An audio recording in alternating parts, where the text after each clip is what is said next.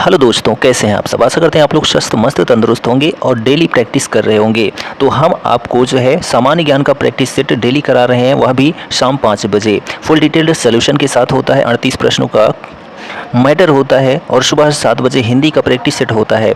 तो चलिए आज का जो सेशन है जीके जीएस का वह स्टार्ट करते हैं। तो यहाँ पर फर्स्ट क्वेश्चन देखिए, हाल ही में शिक्षा मंत्री धर्मेंद्र प्रधान ने उल्लास ऐप लॉन्च किया है। उल्लास ऐप का पूर्ण रूप क्या है। तो जो शिक्षा मंत्री धर्मेंद्र प्रधान है, इन्होंने उल्लास ऐप को लॉन्च किया और यह जो उल्लास ऐप है इसका पूर्ण रूप जो है understanding life long learning for all in society है। तो यहाँ जो ऑप्शन बी है आपका वह करेक्ट हो जाता है। ठीक है, उल्लास ऐप का जो पूर्ण रूप है वह understanding life long learning for all in society है। यह ऐप जो है बुनियादी शिक्षा को बढ़ावा देता है। किसको?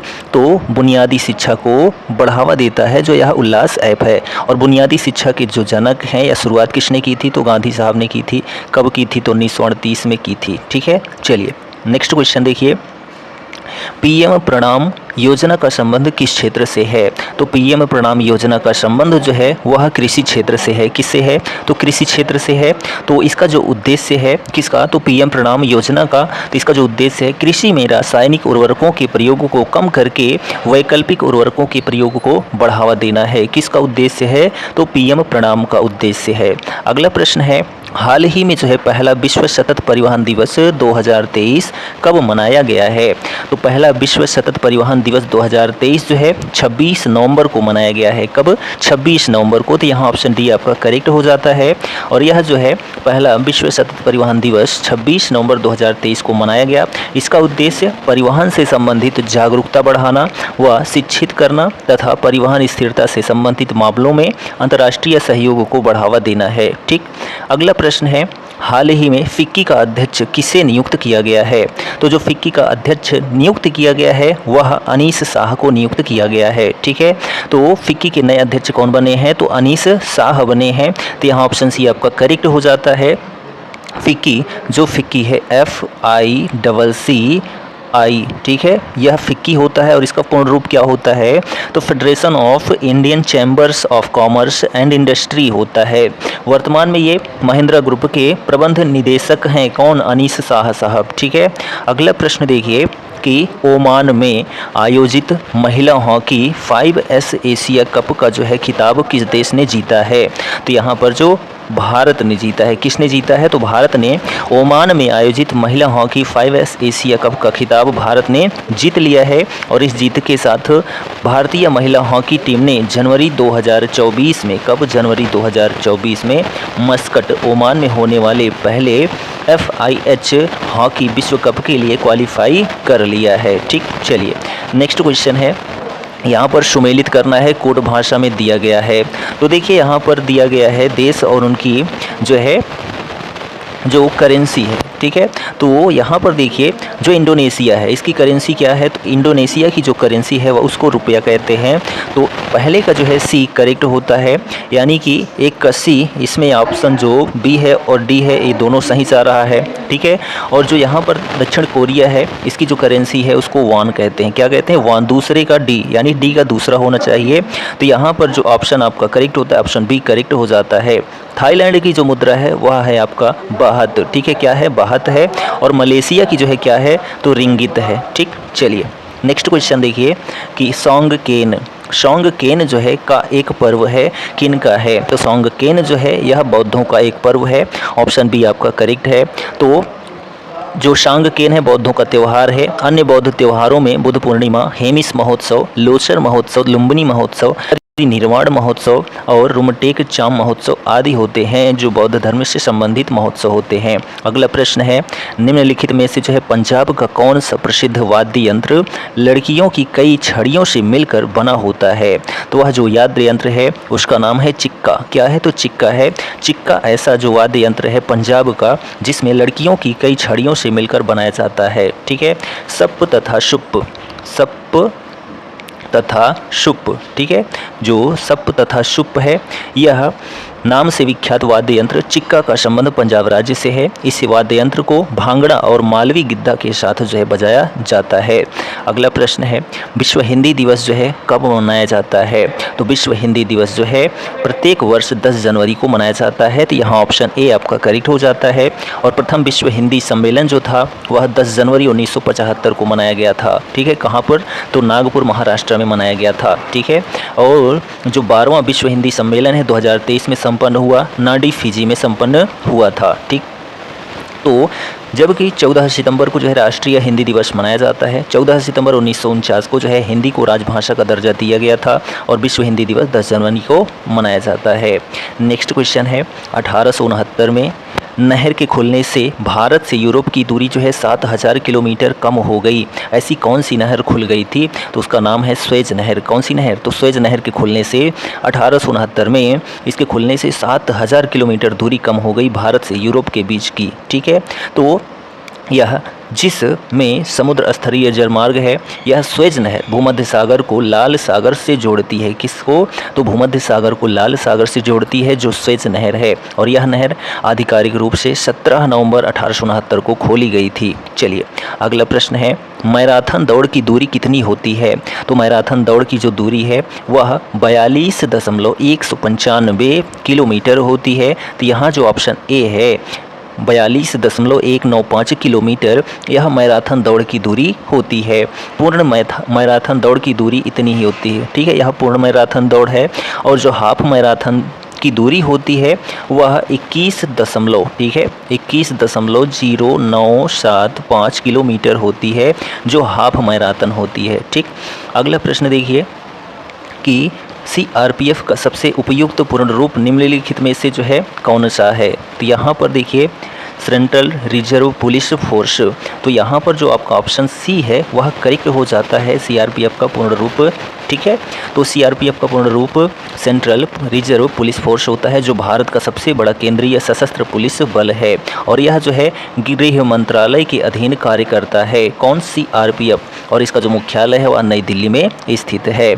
अगला प्रश्न है कि उत्तर प्रदेश पुलिस भर्ती एवं प्रोन्नति बोर्ड द्वारा कांस्टेबल सिविल परीक्षा की नियुक्ति में शारीरिक क्षमता परीक्षा में पुरुष अभ्यर्थियों को दौड़ने की ज़रूरत होती है कुल कितने मिनट में और कितने किलोमीटर? ठीक है, तो यहाँ पर जो है 25 मिनट में दौड़ना होता है, 4.8 किलोमीटर दौड़ना होता है। किनको? तो पुरुषों को। ठीक, अगला प्रश्न देखिए कि उत्तर प्रदेश के निम्नलिखित जिलों में से किसकी सीमा नेपाल के साथ लगती है?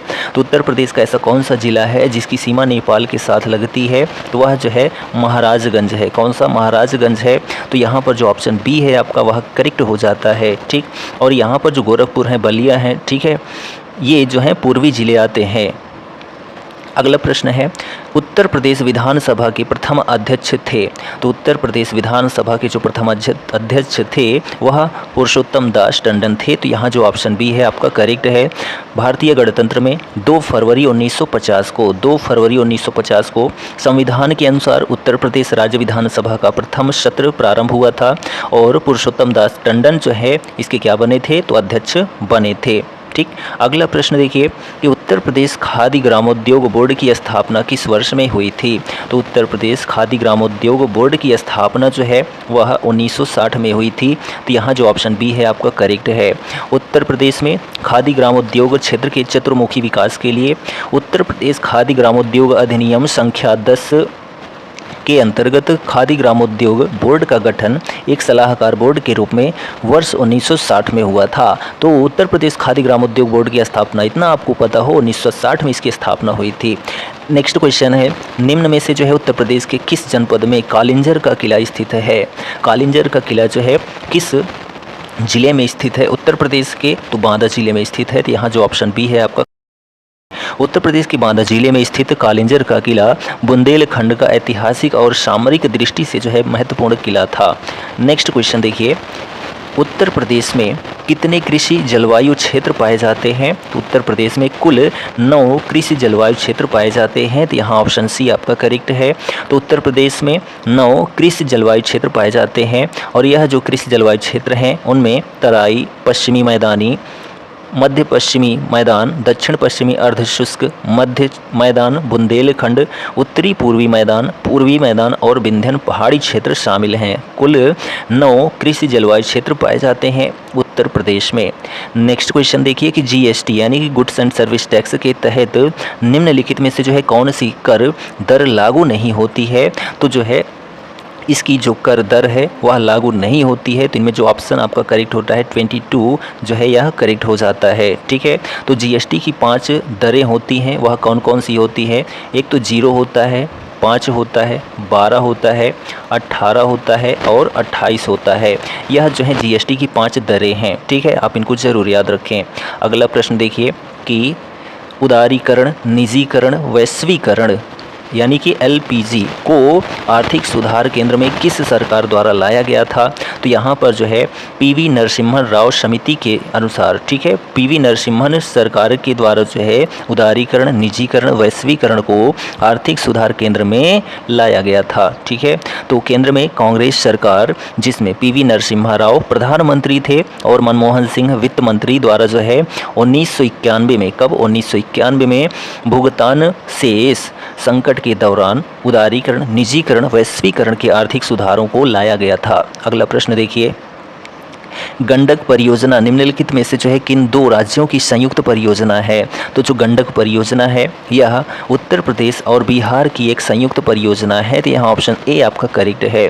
गंडक परियोजना जो है उत्तर प्रदेश तथा बिहार राज्यों की संयुक्त परियोजना है, जबकि एक है माता टीला परियोजना। ठीक है, माता टीला परियोजना यह उत्तर प्रदेश और मध्य प्रदेश राज्यों की एक संयुक्त परियोजना है। ठीक, नेक्स्ट क्वेश्चन है कि निम्नलिखित में से जो है कौन सी विश्व की सर्वाधिक लंबी पर्वत श्रृंखला है।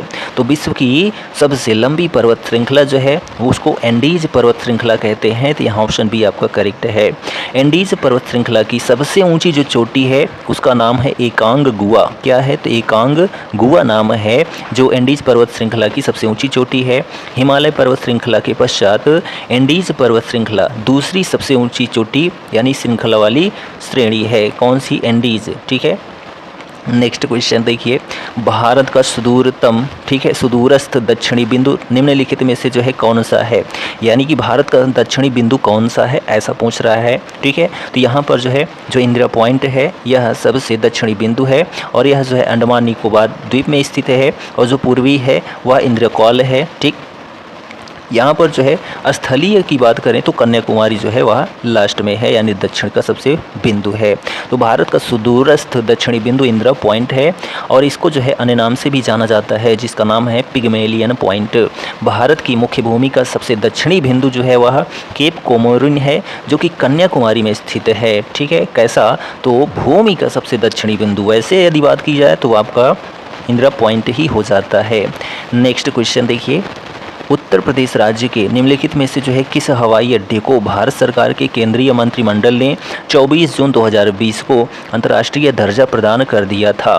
तो यहाँ पर जो है कुशीनगर हवाई अड्डे को जो है भारत सरकार के केंद्रीय मंत्रिमंडल ने 24 जून 2020 को अंतर्राष्ट्रीय हवाई अड्डा का दर्जा प्रदान कर दिया था। किसको? तो कुशीनगर हवाई अड्डे को। ठीक है, चलिए अगले प्रश्न की बात करते हैं। तो निम्नलिखित में से जो है कौन शुंग वंश का एक प्रसिद्ध शासक था? शुंग वंश का जो है एक प्रसिद्ध शासक कौन था? तो पुष्यमित्र शुंग जो हैं यह शुंग वंश के एक प्रसिद्ध शासक हुए थे। तो ऑप्शन ए आपका करेक्ट है। तो पुष्यमित्र शुंग ने अंतिम मौर्य सम्राट, ठीक है, बृहद्रथ की हत्या करके शुंग वंश की स्थापना की थी और पुष्यमित्र के जो राजपुरोहित थे वह कौन थे? तो पतंजलि साहब थे। ठीक है, पतंजलि साहब थे। ठीक, चलिए नेक्स्ट क्वेश्चन देखिए कि राज्य के खर्च पर हज की व्यवस्था करने वाला दिल्ली सल्तनत का प्रथम सुल्तान कौन था? तो राज्य के खर्च पर हज की व्यवस्था करने वाला दिल्ली का जो प्रथम सुल्तान था वह फिरोज शाह तुगलक था। कौन था? फिरोज शाह तुगलक। यहाँ ऑप्शन बी आपका करेक्ट है। राज्य के खर्च पर हज की व्यवस्था करने वाला दिल्ली सल्तनत का प्रथम सुल्तान फिरोज शाह तुगलक था और इसने जो है ब्राह्मणों पर भी जजिया कर लगाया था। यह जो है मोस्ट इंपॉर्टेंट पॉइंट है।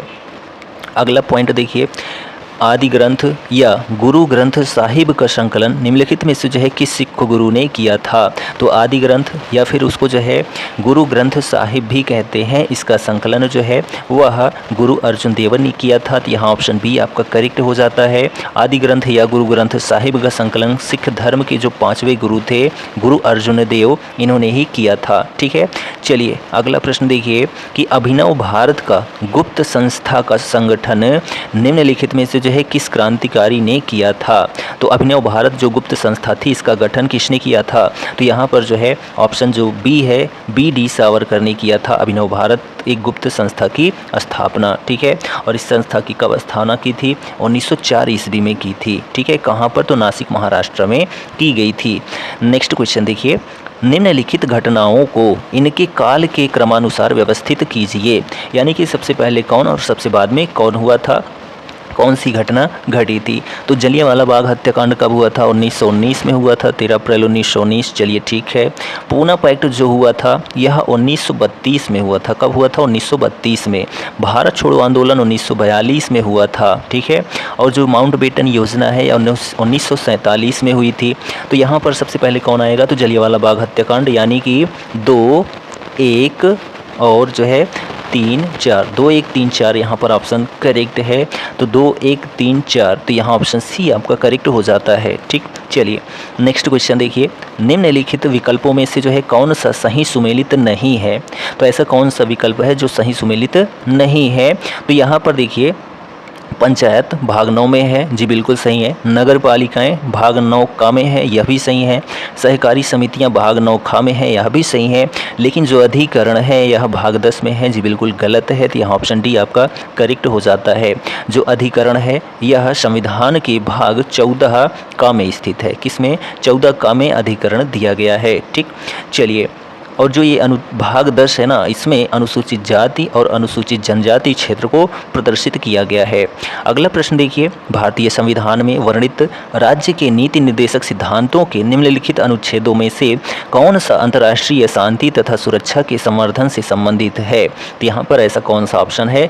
नीति निर्देशक सिद्धांतों के अनुसार जिसमें अंतर्राष्ट्रीय शांति तथा सुरक्षा के संवर्धन से संबंधित प्रावधान किया गया है। तो अनुच्छेद 51 है। तो यहाँ ऑप्शन डी आपका करेक्ट हो जाता है। ठीक है, चलिए अगला प्रश्न देखिए कि निम्नलिखित में से जो है कौन राज्य सरकार का कार्यकारी अध्यक्ष या संवैधानिक प्रमुख होता है? वह कौन होता है राज्य का? तो राज्य का तो राज्यपाल ही होता है। कौन होता है? राज्यपाल। और केंद्र का जो है राष्ट्रपति होता है। तो भारतीय संविधान के अनुच्छेद 154(1) के तहत 154(1) के तहत जो है राज्य की कार्यपालिका शक्ति राज्यपाल में निहित होती है। राज्यपाल राज्य सरकार का कार्यकारी अध्यक्ष या फिर संवैधानिक प्रमुख होता है। ठीक, अगला प्रश्न देखिए, भारतीय संविधान में वर्णित किस अनुसूची में अनुसूचित और जनजातीय क्षेत्रों के प्रशासन तथा उनके नियंत्रण से संबंधित प्रावधान हैं?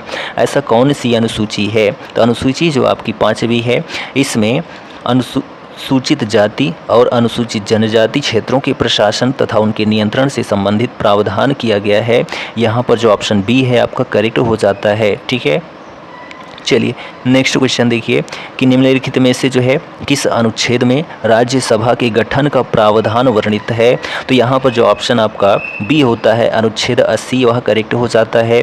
तो अनुच्छेद 80 में जो है राज्यसभा के गठन का प्रावधान किया गया है। ठीक है, और जो अनुच्छेद 79 है इसमें संसद के गठन का प्रावधान है। और जो अनुच्छेद आपका 81 है इसमें लोकसभा के गठन का प्रावधान किया गया है। ठीक, अगला प्रश्न देखिए कि वह रक्त वाहिकाएँ जो रक्त को हृदय से शरीर के विभिन्न भागों में ले जाती हैं उन्हें क्या कहा जाता है? तो उन्हें जो है धमनी कहा जाता है। क्या कहा जाता है? धमनी। ऐसी रक्त वाहिकाएँ होती हैं जो रक्त को हृदय से शरीर के विभिन्न भागों में ले जाती हैं। ठीक है, चलिए नेक्स्ट क्वेश्चन देखिए कि पोलियो रोग निम्न में से जो है किस प्रकार के जीव के कारण होता है? तो जो पोलियो रोग है यह विषाणु के कारण होता है। तो ऑप्शन डी आपका करेक्ट हो जाता है। पोलियो विषाणु जनित रोग है।